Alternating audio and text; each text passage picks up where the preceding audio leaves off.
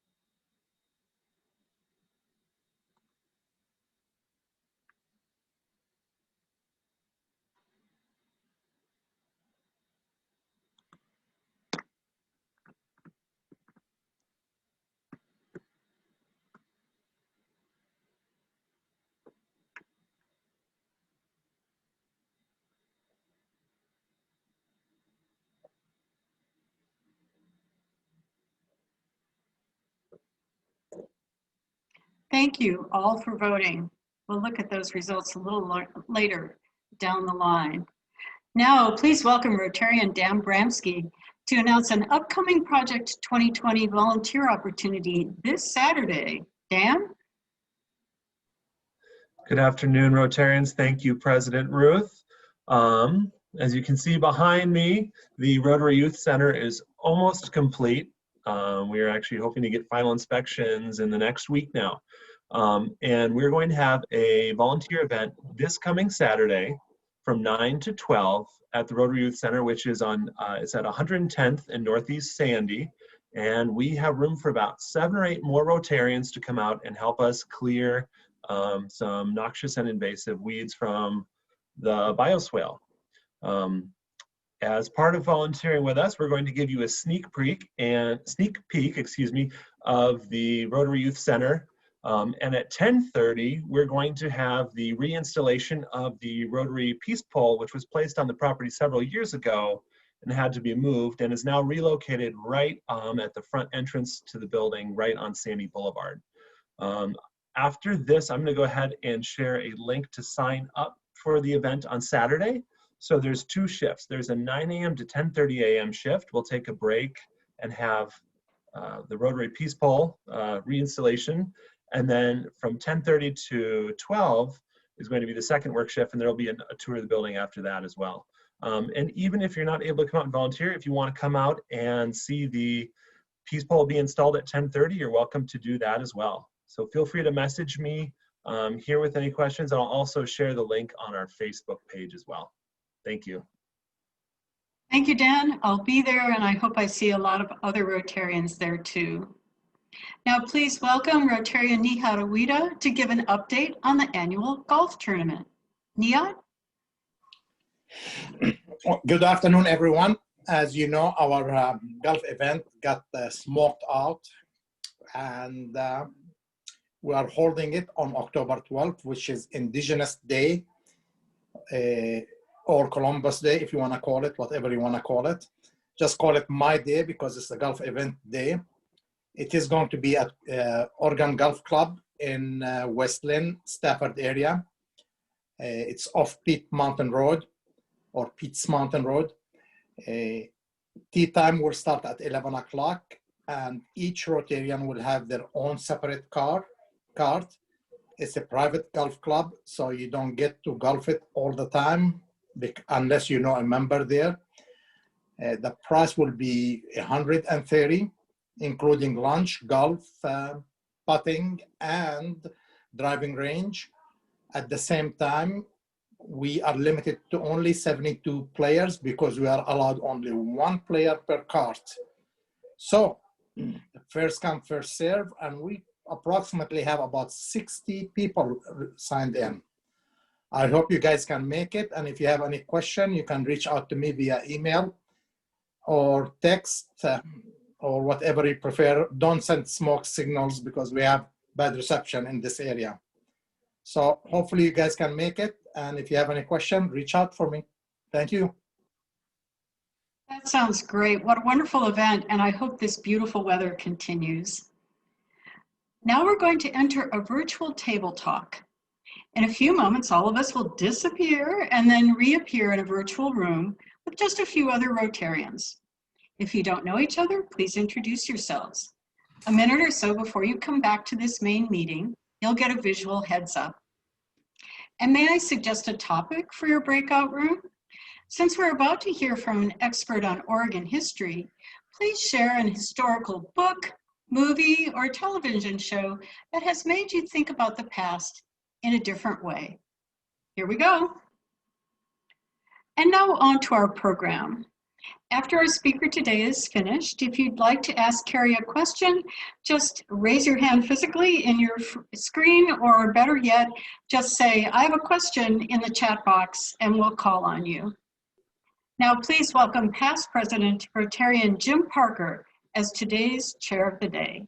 Jim? Thank you, Ruth. Our speaker today is Kerry Tymchuk, Executive Director of the Oregon Historical Society. If you read his bio in the speech announcement for today, you already know that he would give the Dos Equis man a challenge for the title of the world's most interesting person. From winning at Jeopardy to ghostwriting 8 books on the Doles and local celebrities, Kerry demonstrates a wide range of talents, intellect, and tact, which have earned him accolades as the most admired nonprofit executive in Portland and the Oregon Statesman of the Year award 2 years ago. During his 9 years of leadership at the Oregon Historical Society, he has led the organization from financial fragility to stability and won major national awards for the quality of the exhibits and the process.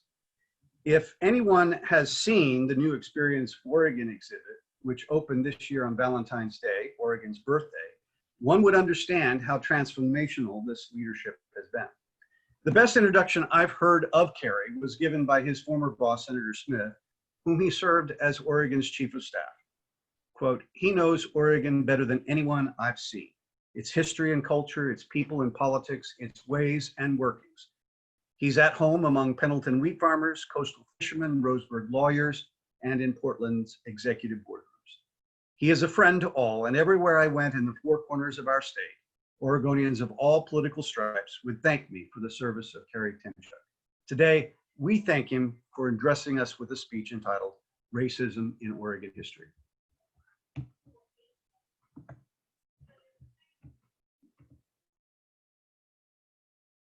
Thank you very much, Jim, for that kind introduction. I wish my parents were alive to have heard that. My dad would have enjoyed it. My mother would have believed it. So, but I am going to be speaking today about a topic very much in the news, of course, and one that we have been covering here at the Oregon Historical Society, and that's on Oregon's very checkered past when it comes to dealing with race relations and racism.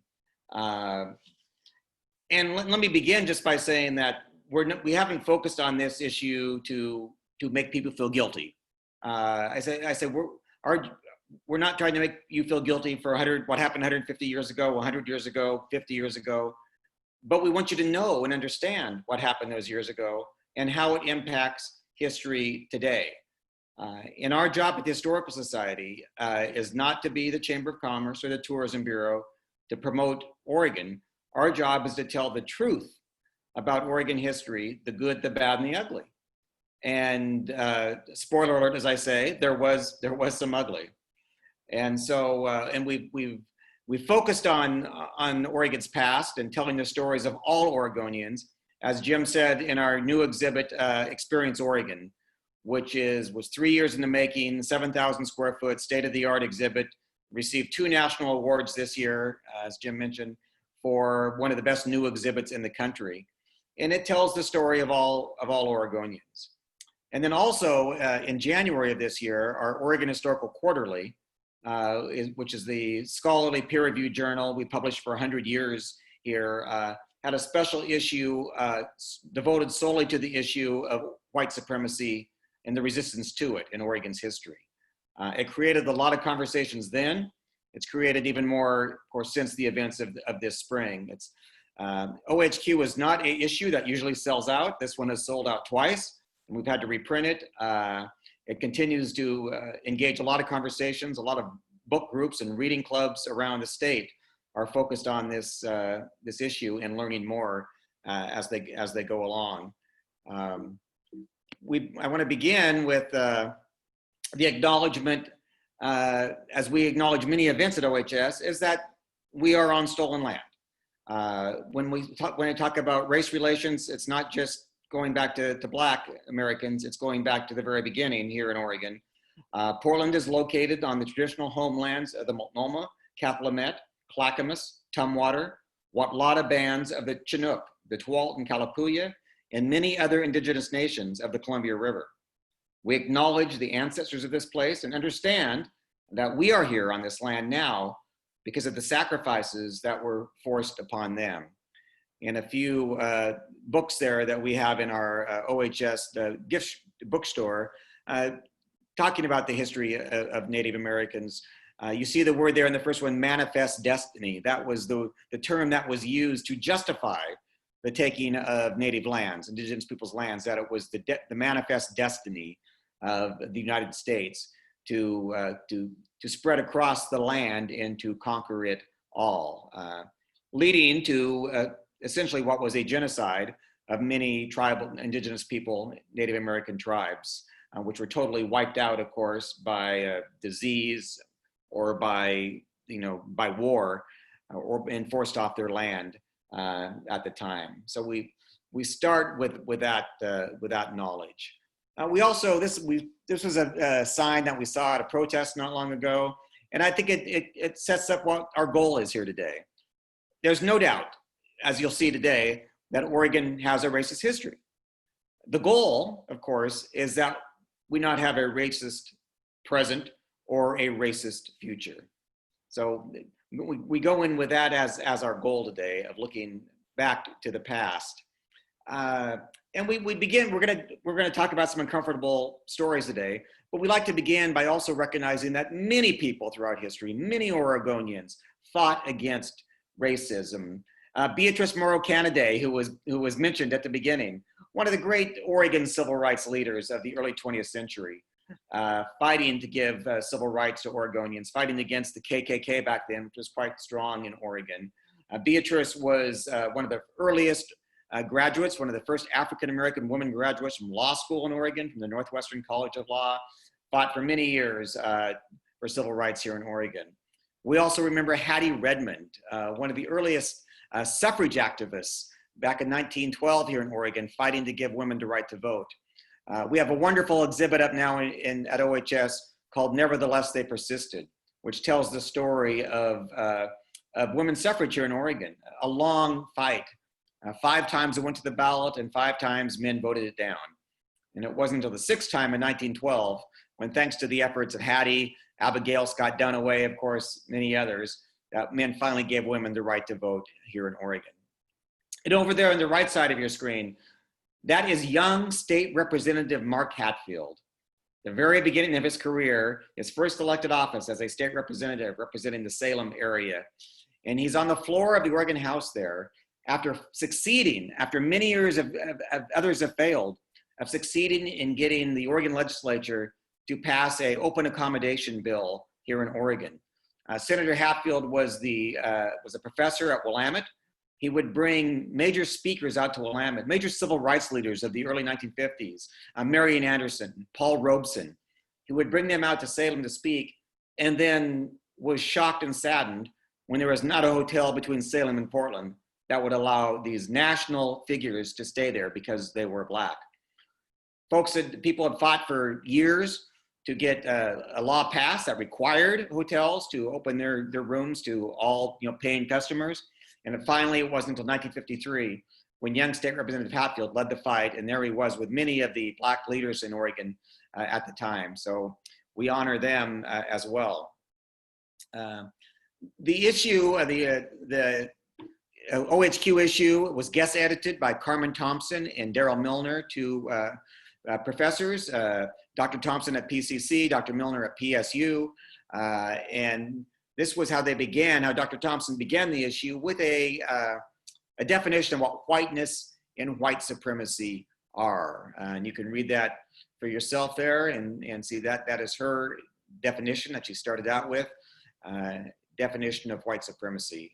Basically, a system that repeatedly has given advantages to white people and encourage them to expect that, more or less, an expectation, she calls it, sometimes unconscious, but an expectation nonetheless. So we begin back in 1850, the Oregon Donation Land Act. This is what some have termed as affirmative action for white people. This was a federal law. It's the main point is land was given to 320 acres per man, 640 acres per married couple, to quote, every white settler or occupant of the public lands, American half-breed Indians included, above the age of 18 years. Now, the half-breed Indians included allowed for children, settlers and pioneers who came out here and who took a Native American as a wife and then have children. Their children were allowed to receive 320 acres per man, 640 per married couple. But every white settler or applicant. Between 1850 and 1855, as more people came to Oregon, this gave legal standing under US law to 2.5 million acres of what was up until then Native American land to white settlers. About 7,000 of them made claims at the time. There were no ratified treaties with the tribes at this time. This land was just taken by the federal government and given to 7,000 white settlers at the time. George Williams is an early leader in Oregon, early Oregon Supreme Court justice, would later serve as one of our US senators. He was a delegate to the Oregon Constitutional Convention in 1857. So 1857, 60 delegates, and of course back then would have been 60 Caucasian men, gathered in Salem to write the Constitution for the territory of Oregon as we look to become a state. They wrote it and they sent it to a vote of the Caucasian men of the territory, about 10,000 of them at the time, asking 3 questions. The first question was, do you approve of the Constitution? Overwhelming vote yes. Second question was, when Oregon enters the Union, should we enter as a free state that banned slavery or a slave state that allowed slavery? And by about a 3-to-1 margin, the Caucasian men of Oregon voted to enter as a free state. But the third question that they submitted to the voters, the 10,000 Caucasian men, was should we allow blacks in Oregon, period? And by an 8-to-1 margin, the answer was no. So when Oregon became a state, the 33rd state in 1859, February 14th, we became the only state before or since to be admitted to the Union with a constitution that actually banned blacks from living in that state. Now that's something that most Oregonians do not know and are surprised to hear given our progressive reputation today, but it's a fact that Oregon came into the Union, again, I repeat, with a constitution that banned blacks from living in that state. It was enforced gently for a little bit and then not at all, of course, after the constitutional amendments enacted under Lincoln. The 14th and 15th Amendment rendered it moot and unconstitutional, of course, but it remained in the Constitution until 1926. Sending that message until 1926, when it was finally removed by a vote of the people. But you'd be saddened by how many people voted against removing it, even in 1926. It was about a 60% to 40% election to remove that from the Constitution in 1926. And it's somewhat confusing to look back and say, well, gee, they banned slavery, but then they banned all blacks from living there? I don't understand that. Well, as Williams said, this letter here from Williams was printed on the front page of a newspaper back then, and he was making the exact case that that's what he wanted to do. No slavery, but no blacks. One free white man is worth more than 2 Negro slaves. Negroes are naturally lazy and as slaves actuated by fear of the whip. Establish slavery here, and the effect will be as it has been elsewhere. You will turn aside that tide of free white labor, which has poured itself like a fertilizing flood. It was a labor issue. He did not want, and many who voted against having blacks here did not want blacks here to take labor that they thought belonged to whites, was their story. This is the Constitution, 1857, 1859. You can see preliminary draft of now get this as a conflict. All elections shall be free and equal, And then section 2, every white male citizen of the United States of the age of 21 years basically has the right to vote. And then just in case you didn't get that message, there's section 6. No Negro, Chinaman, or mulatto shall have the right of suffrage.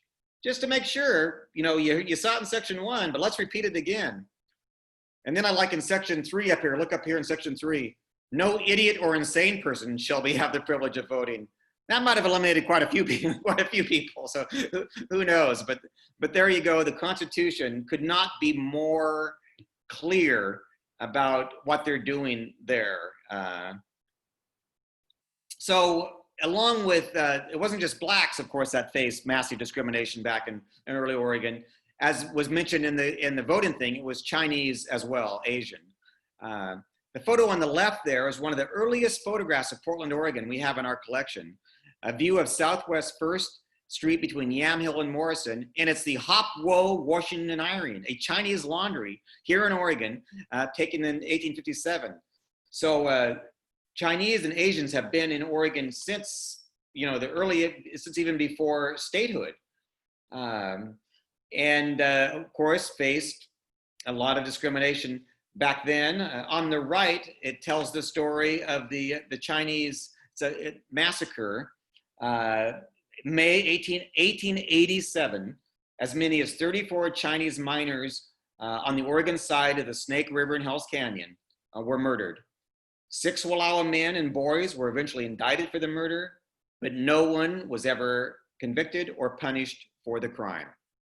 And it was documents, explaining this story were not uncovered until 1995 in a courthouse over there, which helped reveal the true history of this shocking incident. And George Williams, who we showed you before, when he was a senator, he led the fight to pass the Naturalization Act of 1870 that disallowed naturalized citizenship for Asian immigrants. That law stayed on the book. No Asian immigrant could be a naturalized citizen. It stayed on the book until 1952. 1952, 82 years, that was the law of the land. And of course, it wasn't just the Chinese in Oregon that only Asians to face xenophobia. It was the Japanese as well. During the early 20th century, laws were passed here in Oregon. The Alien Land Law in 1923, which restricted first-generation Asian immigrants from land ownership. This law was supported by the KKK, which claimed 35,000 members in Oregon in the 1920s, one of the largest memberships per capita in the United States at the time. And then, of course, when World War II began, Oregonians joined other West Coast states, and utilizing the Japanese attack on Pearl Harbor and President Roosevelt's executive order to divest Japanese Americans of property and wealth, to take their lands from them, especially in the Hood River Gorge area, and to send them to, basically internment camps in Idaho and Wyoming, California, other places. So organized labor, everyone thinks, of course, that organized labor, very progressive, very liberal. They were part and parcel of the discrimination back in the day. On the left there is the Portland Labor Press, 1906, and it describes how longshoremen refused to unload coolly operated boats, and mill workers refused to work alongside Asiatites. So again, discriminated against non-whites. And then over here, World War II, and it was the Kaiser shipyards during World War II that really brought the first large influx of the Black population to Oregon. In 1930, there were only 2,500 or so Blacks in Oregon. Perhaps the number is so small because for 70 years, the Oregon Constitution sent that message. If you were a Black who was leaving the South, leaving the East, leaving the Midwest, looking for a new life, a new place to move, and you came out West, you looked at the states, Washington, Oregon, California, gee, here's Oregon with a Constitution that banned Blacks from living there. That might explain why there were so few here for so many years. But a large population arrived in World War II to work in the shipyards. Mr. Kaiser had to build a new town called Vanport, of course, to house the workers because much of Portland was redlined, not many places where Blacks could live. And here's the unions, of course, segregated. The Blacks were limited to the worst jobs. The unions fought very hard to keep Blacks in jobs and with salaries with no chance of promotion. So even among what we regard now as progressive liberal unions, there was massive discrimination. Housing discrimination, I mentioned redlining. Here is a red line. This explains what redlining was. This is a map from the 1930s from the Homeowners Loan Corporation. And these maps were used to advise on mortgage rates, mortgage lending. And so the green areas were the best. They were rated A. Blue was B, still desirable. C was yellow, was definitely declining, and the red areas, hence redlining, were regarded as hazardous. So this map, give you an example here, the Foster Powell neighborhood, which was included on the Mount Scott district on the map, which codes it as yellow. And here is their word for word assessment of that area. It says, quote, "This area is heterogeneous in its makeup and is very poorly regarded. While the population is 90% American born, there are a number of families of subversive races scattered throughout the area. A limited number of Japanese, Filipino, and Negro families are known to reside here." Let me repeat that. This was more or less a government document used by the government for purposes that said there are a number of families of subversive races scattered throughout the area. Japanese, Filipino, and Negro families are known to reside here, which caused it to be rated yellow. It says there were some single family residentials growing there. It says the desirability is increasing in part of this area, and that's why it gave it the medium yellow grade. But the redlined areas there Good are afternoon, Allen Trust Company. This is Carol. May I help you? the redlined areas are there where Blacks were allowed to live. And after the war ended, of course, most of the Black population remained in Vanport. And then when it was destroyed in 1948 is when they had trouble again finding places to live, and eventually were driven to the Albina district, which is where for many, many years was the center of the Black population here in Portland. And that district, of course, then faced issues in the 1960s through 80s with the Emmanuel Hospital expansion, the I-5 cut through, the Lloyd Center was built, Memorial Coliseum, all affected where they could live. Where you live, of course, also affects so many things. Where you can work, where your children go to school, and there's education discrimination has been prevalent for many years here in Portland. For only 5 years, 1867 to 1872, Portland had its only time of explicitly, legally segregated schools. A Black father back then had advocated on behalf of his children to the school board to attend public schools. They were denied entry to the schools on the basis that the board was afraid white taxpayers would stop supporting public schools if Black children were allowed to attend. So like many northern cities, Portland declared it simply had no school segregation once Brown versus Board of Education was adopted by the Supreme Court in 1954.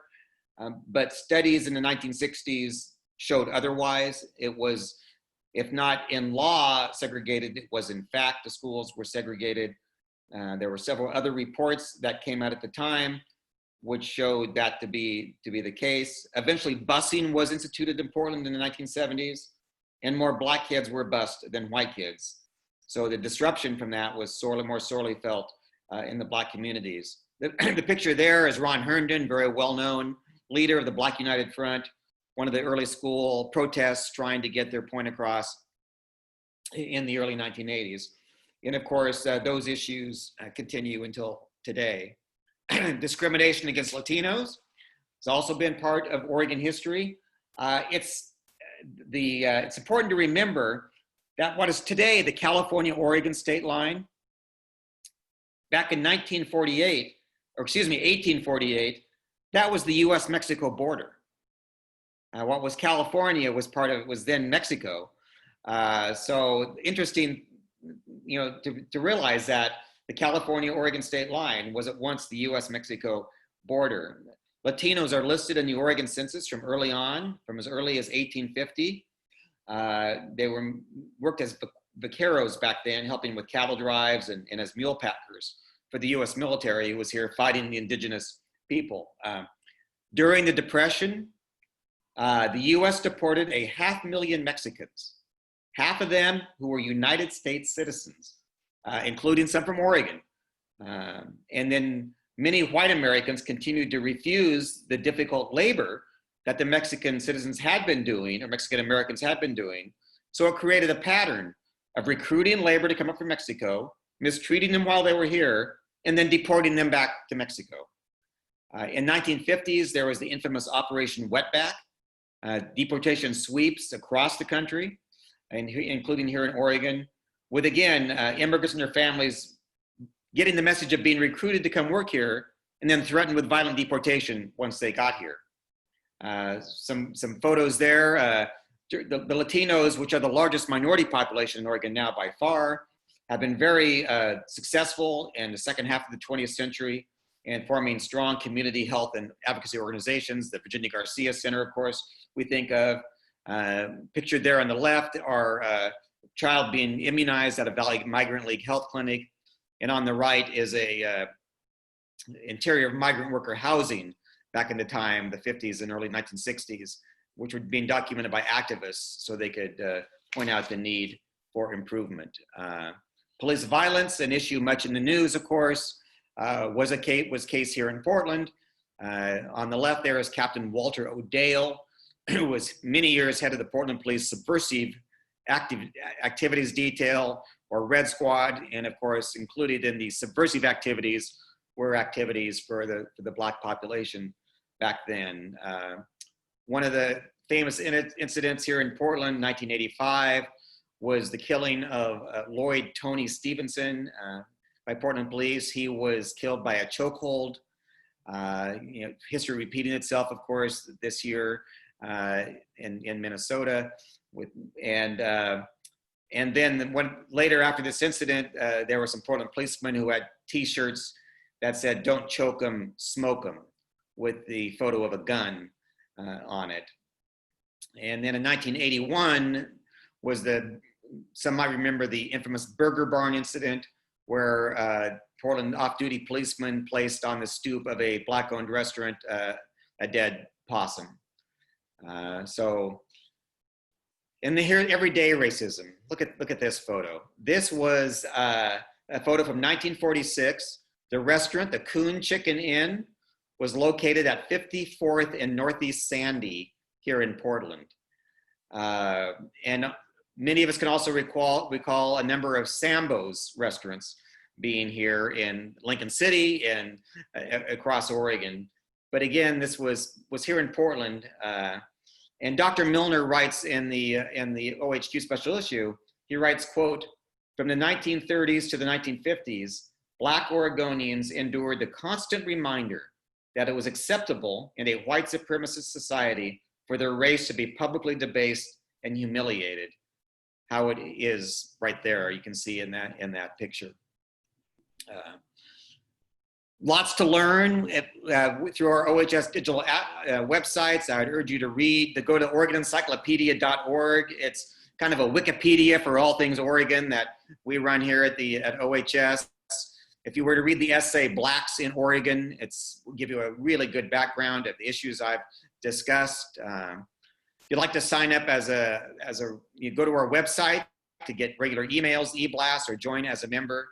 And this year being the centennial of women's suffrage again, in an election year, we're promoting the right of people to vote through a Chalk the Vote campaign. So a couple of our websites there that you can access. And with that, I'd be happy to respond to any questions. Thank you, Kerry. What a thought-provoking presentation. We're going to, before we start Q&A, repeat our survey on the topic of racial justice. We'll just take the next 30 seconds to answer the same 3 questions that will pop up in a poll on your screen. So let's vote quickly.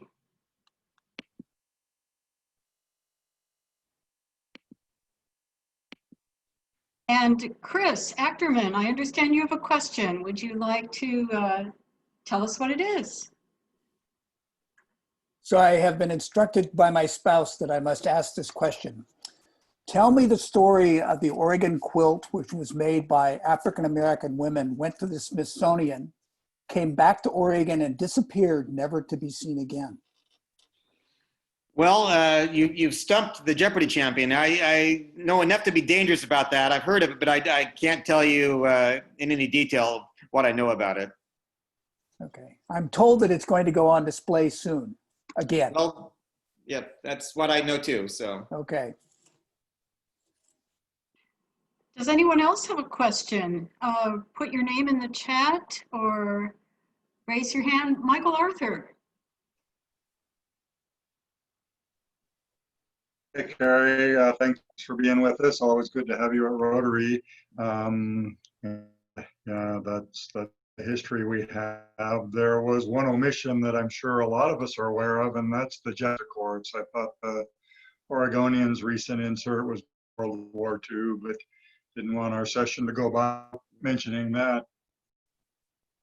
Yes, I missed it. Which one were you discussing? So. Well, my point was our history of racism in World War II with Japanese. Right. Yes, I mentioned that briefly. During the World War II, when all the Japanese American citizens, they were American citizens. Didn't matter. They were removed from their land and sent to internment camps. And when they returned, there were many cases where their land was not returned to them. So. More questions for Kerry? Yes, I have one. This is Walter Fuller. Go ahead, Walter. What, and maybe everybody can address this, but Kerry, what is the root cause of such discrimination from the beginning and today? Gosh, I don't know if I'm qualified to look into people's hearts and minds. Excuse me, hearts and minds on that, but and obviously Oregon wasn't the only. Lost my voice there for a minute. It was the question. It was the question. Yeah, there you go. There we go. Oregon certainly isn't the only state where there's a massive history of racism. It goes across the country as well. I know. But I really would like to get to the root cause at some point of why. We, our most recent Hatfield speaker, our lecture series, was a wonderful author named Erica Lee, who has a new book out called America for Americans, The History of Xenophobia. And she traces it back to the very beginning, of course, of the days where there was, xenophobia against fellow Caucasians, even back then, against Germans, against Irish, of course. There's the KKK, they were quite strong here in Oregon in their hatred of Catholics. Xenophobia of different beliefs, different races is part and parcel of American history, unfortunately. Thank you. As we're ending our time together, I was wondering if we could check in on our survey results. Al, do you have a report for us? I do. Thank you, President Ruth. Here's the results of the first poll. Is that the result of the second poll or the first poll, Corinne? Second. Second. So there was no movement. Am I reading that right? The first poll said 39%, 58%, and 3%. So people are, I thought Kerry's talk would bump that somewhat aware way up to very aware. Okay, I hope we're doing this correctly. On the second question, we need to recognize Oregon's racial history in order to understand current protests. The first poll was 90%, it's now 98%. And only 2% disagree versus 6% on the first poll. The third question, and if you can scroll down a little bit, Rotarians should convene conversations on racial justice. The first poll was 90%, and the second poll 86%, which might surprise some.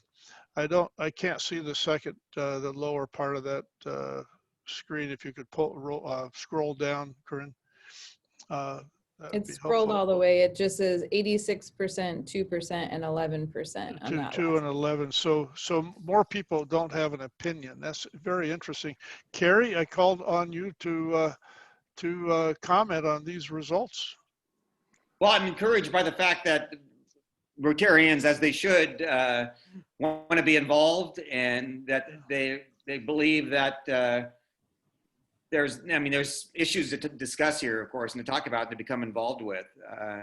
I think that is a duty we all share here during this challenging time.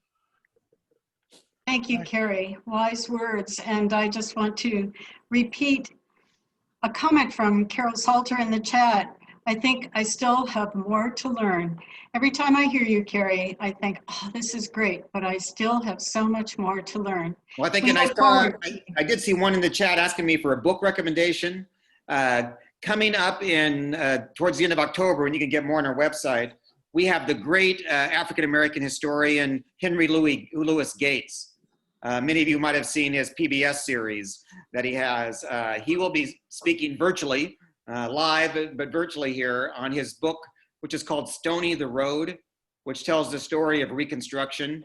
Very compelling history book of that time in American history. And he is one of the leading African-American historians. Would encourage you all to join us via Zoom for that lecture. October 28th, and you can find more on our website. So a great recommendation. Let's all give Kerry a virtual round of applause as we thank him for his excellent slideshow. Thank you, Kerry. Next week, we will hear from Milwaukee Mayor Mark Campbell on transportation investments in the metro area. And our meeting, once again, will be live via Zoom at noon on Tuesday. As we close, I want to thank our virtual guests today, particularly past District Governor Renee Campbell, former Rotarian Mindy Clark, Alan Bendit from Israel, and Rotaractor Sydney Schilling. We're so glad you joined us. Past President Kate, thank you for your reflection. Dan, we appreciate your invitation to the service event on Saturday, and I'll see you there. Nihad, I hope you get a few more signups for the golf tournament. Jim, thank you for your introduction of our speaker. And Kerry, once again, I always feel enlightened and challenged after one of your presentations. Just a reminder that we'll be holding a virtual business exchange next month on October 27th, and we're currently looking for members to host. If you're interested in hosting an exchange, please contact Siobhan. And as we enter into a new Rotary Week, please join me in opening the doors of opportunity for healing, for recovery, and peace building. As Rotarians, we're here to make our world healthier, more sustainable, and with justice for all.